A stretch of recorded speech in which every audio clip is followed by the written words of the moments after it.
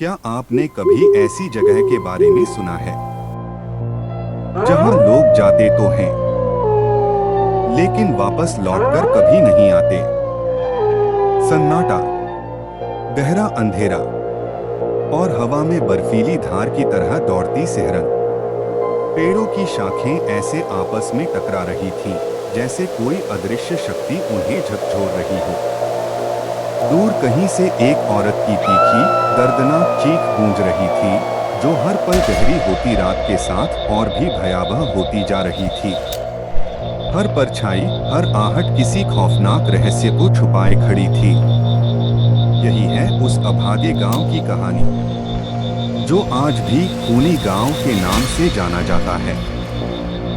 एक ऐसा नाम जिसे सुनते ही लोगों की रूह कांप जाती है। यह गांव कभी शांत और खुशहाल था।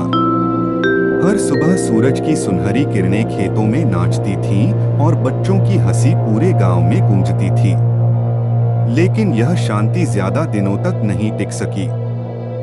एक सर्द काली रात गांव के बाहरी छोर पर रहने वाले किसान रामू की लाश उसके ही खेत में मिली। उसका चेहरा बर्बरता से नोचा गया था, आंखें फटी हुई थीं, जैसे मौत के उस पल में उसने कुछ ऐसा देखा हो जिसकी कल्पना भी नहीं की जा सकती। उसके शरीर पर खून से सने नाखूनों के गहरे निशान थे, जो किसी इंसान के नहीं बल्कि किसी हैवान के लगते थे। गांव में खलबली मच गई। लोगों ने पहले कभी ऐसा भयानक दृश्य नहीं देखा था। वे समझ नहीं पा रहे थे कि यह अमानवीय कृत्य किसने किया। लेकिन यह तो सिर्फ शुरुआत थी, एक ऐसी भयानक कहानी की जिसका अंत किसी को नहीं पता था। अगली रात गांव पर एक अजीब सा सन्नाटा पसरा था। हवा में एक अनजानी सी बेचैनी थी। देर रात गांव की कुछ औरतों ने कुएं के पास से आती पायल की झंकार सुनी। यह कोई साधारण झंकार नहीं थी, बल्कि उसमें एक अजीब सी धुन थी जो दिल को दहला देती थी। जब वे हिम्मत करके वहां पहुंची, तो वहां कोई नहीं था। सिर्फ हवा में तैरती, मदहोश कर देने वाली पायल की गंध थी। उसी रात गांव के पूज्य पुजारी पंडित जी की लाश मंदिर के बंद दरवाजे पर मिली। उनकी आंखें खून से इतनी लाल थीं कि देखने वाले की रूह कांप जाए।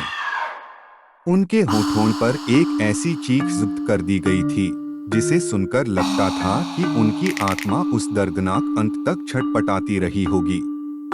उनके गले पर नीले निशान थे, जैसे किसी अदृश्य हाथों ने उनकी सांसें रोक दी हों।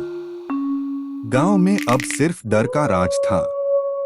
लोग फुसफुसाते हुए कहने लगे, यह किसी इंसान का काम नहीं, यह तो आत्मा का श्राप है। वही लौट आई है। गांव के सबसे बूढ़े और समझदार व्यक्ति बाबा दीनदयाल ने अब तक चुप्पी साध रखी थी। लेकिन अब जब डर सारे गांव को निगल रहा था, तो उन्होंने अपनी कांपती आवाज में सालों पहले दबी एक भयानक सच्चाई बताई। बरसों पहले इसी गांव की एक सीधी सादी औरत राधा पर जादू टोना करने का झूठा इल्जाम लगाया गया था। गांव वालों ने बिना सोचे समझे उसे गांव के बाहर एक सूखे पेड़ से बांधकर जिंदा जला दिया था। बाबा की आवाज थरथरा रही थी, मरते मरते उस जलती हुई औरत ने पूरे गांव वालों को श्राप दिया था। उसकी आंखें अंगारों की तरह दहक रही थीं जब उसने चीखते हुए कहा था, मैं लौटूंगी, जरूर लौटूंगी, और तब तक चैन से नहीं बैठूंगी जब तक तुम सबको खून से नहला न दूं। एक एक करके हर उस चेहरे पर मौत का तांडव करूंगी जिसने मेरे साथ अन्याय किया है। उसकी यह प्रतिज्ञा अब भूत बनकर लौट आई थी।